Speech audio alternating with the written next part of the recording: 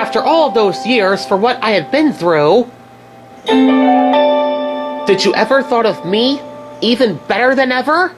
Well, now I am. There's no telling what I have been up to. No, there is no telling what. But you will see.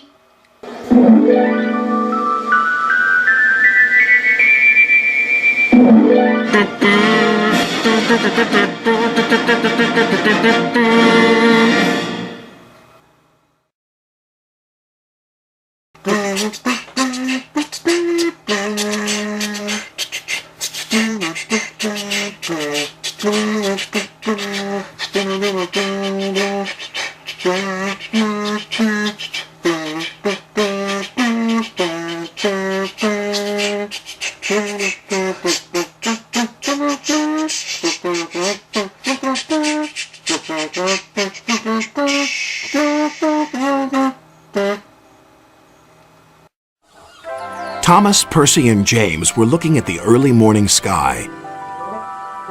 "Everyone's so much happier when springtime comes," said Thomas. "Everyone except Sir Topham Hatt," grumbled James. "He seems to be working us harder than ever. I'm tired of these coastal runs." "He just wants everything to be ready for the holidays," replied Percy. "Anyway, salty air makes me all cheerful in my smoke box." "Pah!" snorted James. "It's the countryside that really gets me fired up. It's the only place to be." And he puffed away to collect his freight cars from the docks. Thomas and Percy had to take some empty freight cars to the scrap yards. In a siding, they saw an old coach. She looked very sad. "What are you doing here?" "They called me Old Slow Coach and told me I wasn't useful anymore. Now only the mice ride in me." "Well, you may be dusty, but you look in perfect shape." The yard manager appeared. "Come along. I have freight cars for you to take away." "Excuse me," said Percy's driver. "Can you tell us about this coach?" "Old Slow Coach. She's been here for years. She'll be broken up when we find the time." The engines were dismayed. "We'll try and help you," said Thomas. But he didn't know how. Meanwhile, James was enjoying himself. "This is the life," he chortled. But he was heading for trouble. One of the fuel cars was leaking. Then, suddenly, it caught fire.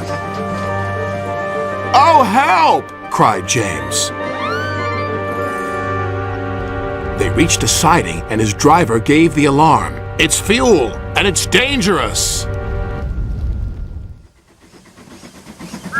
As Thomas and Percy approached the junction, they saw the smoke and a guard waving a red flag. "Sparks from James's funnel have set the cars ablaze," he called. "The fire is under control, but it's quite a mess." "You said the countryside got you all fired up, James," said Percy, "but I didn't think you meant it in this way." "Ha!" snorted James. "It was the stupid car's fault, not mine."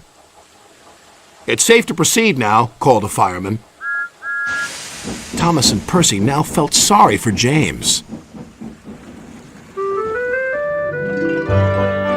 It wasn't long before they reached the station.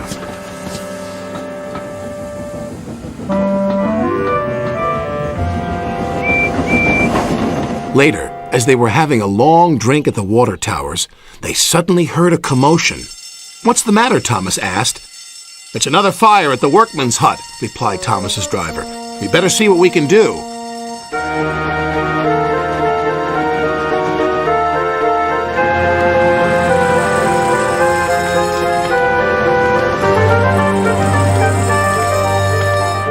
The fire engines had a big problem. "We are completely out of water," cried a fireman. "We can't use seawater because it clogs our works. You'll just have to let that building burn." Then Thomas had an idea. "Why don't you use the water in our tanks? We've just refilled them." The firemen wasted no time. "You're very clever engines," chuckled their drivers. Soon the fire was out, but the hut where the workmen lived was destroyed. "The men can't sleep on the beach," said the foreman. "What about Old Slow Coach? She would be perfect for the workmen," said Percy. Comfy, too, added Thomas. What a good idea, Percy, said his driver. They phoned Sir Topham Hatt, who agreed. She'll be spick and span by the time you collect her. And she was, and very happy, too. I can't thank you enough. I feel splendid. The engines buffered up to her, and she set off happily for her new home. Everyone agreed there was nothing old or slow about Coach, and she will always be really useful indeed.